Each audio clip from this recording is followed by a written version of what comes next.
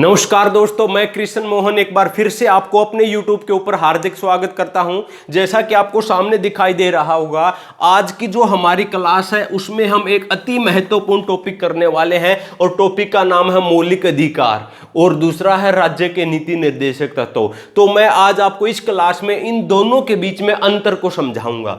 देखिएगा, मौलिक अधिकार अधिकार क्या होते हैं? जो हमारा हक होता है ये चीज हमारे को मिलेगी ही मिलेगी, जबकि राज्य के नीति निर्देशक तत्व ये क्या है? ये एक प्रकार से सरकार की ड्यूटीज होती हैं जो हमारे को जरूरी नहीं है कि मिलेंगी, वो सरकार के ऊपर डिपेंड करेगा। अगर उसके पास टाइम होगा, रिसोर्सेज होगा, पैसा होगा, तो वो इसमें जो दिए गए जो राइट्स हैं या जो गाइडलाइंस हैं वो हमारे को मिल सकते हैं, अदरवाइज हम उनको फोर्सिबली नहीं ले सकते। लेकिन जो हमारे मौलिक अधिकार हैं वो हमारे को मिलेंगे ही मिलेंगे, राइट। तो सबसे पहले मैं डिस्कशन करना चाहूंगा कि भी जो मौलिक अधिकार है, देखो हमारा जो देश का संविधान है वो उदार का लिया गया संविधान है। हमने जो दूसरे देशों के संविधान में जो अच्छी अच्छी चीजें थी वो हमने चुरा ली थी।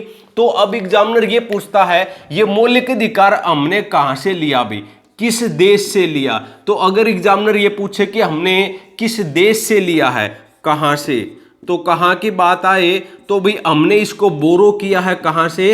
अमेरिका के संविधान से। और आपको पता कि अमेरिका का संविधान विश्व का सबसे पहला लिखित संविधान है।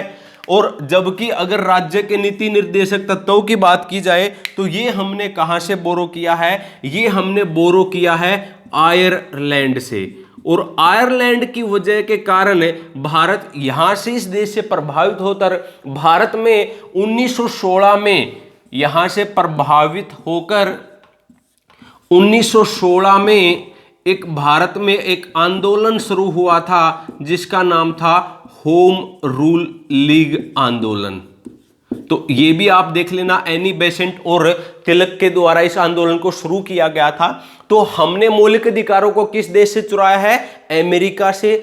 जो हमारे राज्य के नीति निर्देशक तत्व होते हैं जिसको हम इंग्लिश में directive principle of state policy बोलते हैं, इनको हमने ले लिया है आयरलैंड के संविधान से। शॉर्ट फॉर्म में दोस्तों इसको डीपीएसपी बोला जाता है। तो मैं भी आपको डीपीएसपी के नाम से ही आपको इसको समझाऊंगा। उसके बाद भाई अब एग्जामिनर ये पूछता है कि भी मौलिक अधिकारों का संविधान में वर्णन कहां है? तो सबसे पहले अगर बात की जाए हमारे आर्टिकल, तो कहां से कहां हमारा वर्णन दे रखा है? आर्टिकल नंबर 12 से लेकर 35। जबकि जो राज्य के नीति निर्देशक तत्व हैं उनका वर्णन दे रखा है आर्टिकल नंबर 36 से लेकर 51 तक। नेक्स्ट एग्जामिनर पूछता है कि भी भाग कौन सा है, किस भाग में है? तो भाग की अगर बात पूछे तो यह है भाग नंबर 3। जबकि जो राज्य का नीति निर्देशक तत्व है वो है भाग number 4, right. Next important point, examiner ये पूछता है कि भी जो ये मौलिक अधिकार है इसमें किसको संबोधन किया गया है? मीन्स किसको वो अधिकार दिए गए हैं, किसको बोला गया है, किसको ये गाइडलाइंस दिए गए हैं? तो संबोधन इसमें किया है राज्य को भी किया है और प्लस में किसको भी किया है? व्यक्तियों को भी किया है। इसका मतलब ये हुआ कि भी इसमें किसको क्या बातें बोली गई? भाई इसमें जनता के लिए भी चीजें हैं कि भी जनता के लिए, जनता को जीने का अधिकार है, जनता के साथ शोषण नहीं किया जा सकता, जनता के पास स्वतंत्रता रहेगी, कहीं पर भी घूमने की, फिरने की, बोलने की, निवास करने की। ऐसे ही सरकार को भी बोला गया इसमें कि भी आपने क्या करना है, आपने सभी लोगों के लिए कानून एक जैसा रखना है, किसी के साथ भेदभाव नहीं करोगे, किसी को विशेष उपाधि नहीं दोगे, भाई सरकारी नौकरियों में आप भेदभाव नहीं कर सकते। तो वो सारी की सारी चीजें दे रखी हैं। तो मीन्स इसमें राज्य और व्यक्ति दोनों को बोला गया है। जबकि यहां पर अगर मैं बात करूं संबोधन किसको किया गया है, तो यहां पर संबोधन किया गया है राज्य को।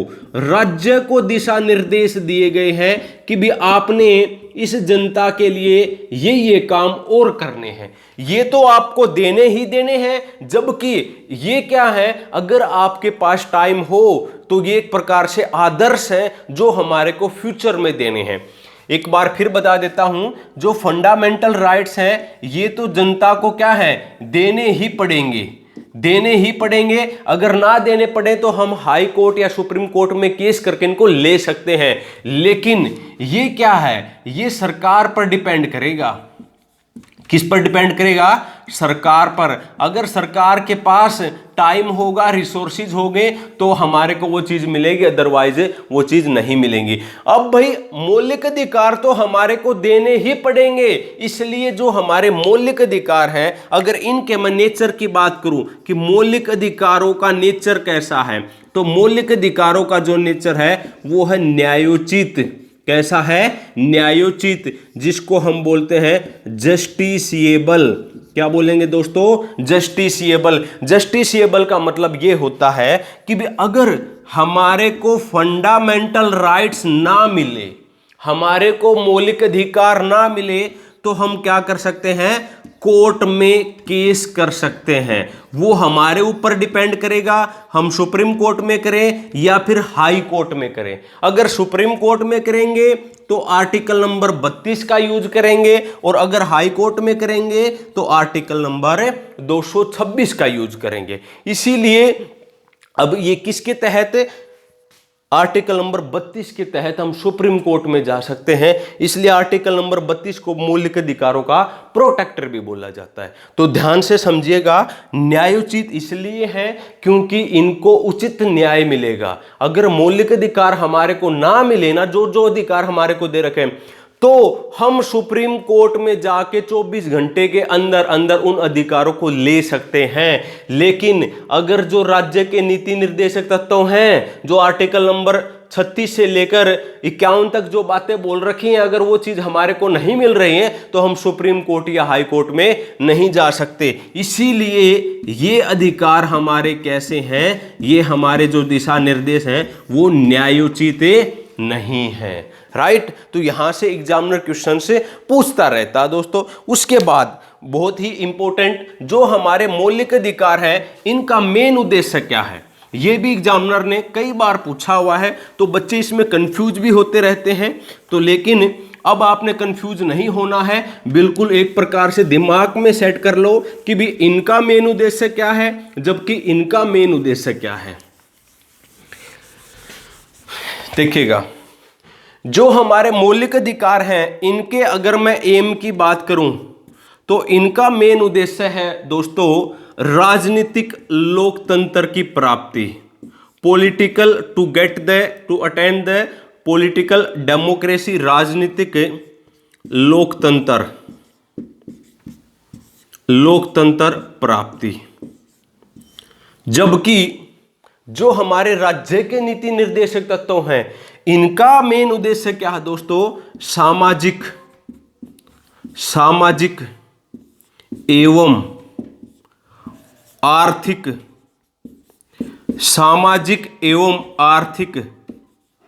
लोकतंत्र की प्राप्ति। मीन्स लोकतंत्र का मतलब क्या होता है? लोगों की भागीदारी, यहां पर राजनीतिक रूप से भागीदारी हो जाए सभी जनता की, और यहां पर हम क्या चाह रहे हैं कि समाज में उनकी भागीदारी हो हर प्रकार से, सामाजिक रूप से, और पैसे के मामले में, आर्थिक गतिविधियों में भी हर समाज की, हर व्यक्ति की देश में क्या हो, भागीदारी होनी चाहिए।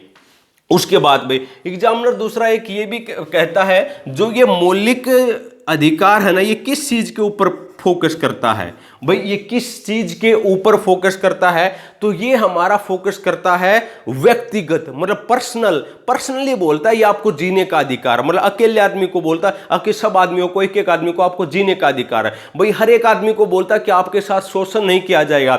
हर एक आदमी को मौलिक अधिकार मिला हुआ है कि भी आप किसी भी धर्म को अपना सकते हो, किसी भी धर्म को फॉलो कर सकते हो। हर आदमी को बोला गया कि आपको बोलने का अधिकार है, इंडिया में कहीं पर भी घूम सकते हो। मीन्स ये व्यक्ति के ऊपर फोकस करता है। किसके ऊपर? व्यक्ति पर, पर्सनल व्यक्ति पर फोकस करता है। जबकि अगर मैं राज्य के नीति निर्देशक की बात करूं ना दोस्तों, तो ये पर्सनल व्यक्ति के ऊपर फोकस ना करके पूरे समाज पर फोकस करता है। पूरे समाज पर फोकस करता है। तो बहुत इंपॉर्टेंट ये अंतर है, ध्यान देना है। आपने अभी तक क्लासेज में पढ़ा होगा, सिर्फ मौलिक अधिकार पढ़ लिया होगा, डीपीएसपी पढ़ लिया होगा, लेकिन इनमें अंतर नहीं पढ़ा होगा, राइट। तो ये पॉइंट है, ये बहुत इंपॉर्टेंट है कि ये इंडिविजुअल के ऊपर फोकस करेगा, ये पूरी सोसाइटी के ऊपर फोकस करेगा। दूसरी बात भाई, जो भी मौलिक अधिकार हमारे को दे रखे हैं, टोटल कितने मौलिक अधिकार है हमारे पास? शुरू में 7 मौलिक अधिकार थे, वर्तमान में 6 मौलिक अधिकार हैं। जो मौलिक अधिकार हैं लागू करने के लिए, मौलिक अधिकारों को लागू करने के लिए हमारे को कोई कानून बनाने की आवश्यकता नहीं भी, करने के लिए कानून बनाने की आवश्यकता नहीं है, बनाने की नीड नहीं है। मीन्स जो हमारे संविधान में लिख दिया वो जैसे ही हमारा जन्म होगा हमें उसी टाइम पर मिल जाएगा, सबको मिल जाएगा इक्वली। लेकिन अगर हमारे को राज्य के नीति निर्देशक को लागू करना है, जो भी इसमें बात कर रखे, तो हमारे को क्या बनाना पड़ेगा? कानून बनाना पड़ेगा, कानून बनाना पड़ेगा। जैसे कि अगर मैं बात करूं आर्टिकल नंबर 40 भाई, 40 में क्या बोल दिया था कि ग्राम पंचायत का गठन होगा। मतलब 1950 में जब हमारा देश बना, संविधान बना, उस समय पर बोल दिया कि भी हमारे यहाँ पर पंचायती राज का गठन होगा, ग्राम पंचायत का गठन होगा। लेकिन हुआ तो नहीं। कब हुआ? पूरे देश में 1992 में कानून बनाया गया, 73वां और 74वां संशोधन किया गया, तब जाके हमारे देश में क्या हुआ? पूरे देश में ग्राम पंचायत लागू हुआ। तो इस बात को आपने ध्यान रखना है भाई, राइट। और अगर बात की जाए जो हमारे मौलिक अधिकार हैं वो हमारे पॉजिटिव भी हैं, कैसे भी हैं भाई? मौलिक जो हमारे हैं वो हमारे पॉजिटिव भी हैं, प्लस में क्या भी है? नेगेटिव भी है। दोनों प्रकार के होते हैं। पॉजिटिव का मतलब ये होता है कि जब सरकार ये कहे कि आपको ये चीज करना है, आप घूम सकते हो, आप बोल सकते हो, आप कहीं पर भी निवास कर सकते हो, आपको जीने का अधिकार है। साथ में नेगेटिव ऐसे है जब हमारे को कोई काम करने से रोका जाए। जैसे कि सरकार ने बोला कि भी संविधान में बोला गया कि भारत में कोई भी व्यक्ति दूसरे व्यक्ति को उसकी जाति, नस्ल या किसी भी आधार पर नहीं पुकार सकता। मतलब अस्पृश्यता का अंत, नस्ल के आधार पर उसको नहीं पुकारा जा सकता। तो सरकार को बोल दिया गया कि आप किसी व्यक्ति विशेष को उपाधि नहीं दे सकते। मतलब कि रोका भी गया है और बताया भी गया कि आप ये भी कर सकते हो। इसलिए ये पॉजिटिव भी होते हैं और नेगेटिव भी होते हैं। लेकिन राज्य के नीति निर्देशक तत्व ये हमेशा क्या है? ये पॉजिटिव ही होते हैं। इसमें कहीं पर ये नहीं कहा गया कि आप ऐसा नहीं करोगे। यही कहा गया है कि भी आपने पर्यावरण को का साफ सफाई रखना है, SC ST के हितों की रक्षा करनी है, स्कूल जो छोटे बच्चे 0 से 6 वर्ष के बच्चे उनको शिक्षा देनी है, ग्राम पंचायत होनी चाहिए, सब महिला पुरुषों को समान वेतन दिया जाना चाहिए, रोजगार की बात की गई है, इंडस्ट्री में मजदूरों की भागीदारी की बात की गई है। तो मीन्स पॉजिटिविटी है राज्य के नीति निर्देशक तत्वों में, जबकि यहां पर पॉजिटिव और नेगेटिव दोनों है। दोस्तों अगर आप अभी तक वीडियो देख रहे हैं तो अगर आपने सब्सक्राइब या लाइक नहीं किया है तो चैनल को आप सब्सक्राइब या लाइक कर लीजिएगा ताकि आपको वीडियो सबसे पहले मिल जाए। उसके बाद आपने कमेंट भी करना है कि भी नेक्स्ट वीडियो आप किस चीज का चाहते हो। अभी मैं सोच रहा हूं कि जो ये पॉइंट वाइज है ना,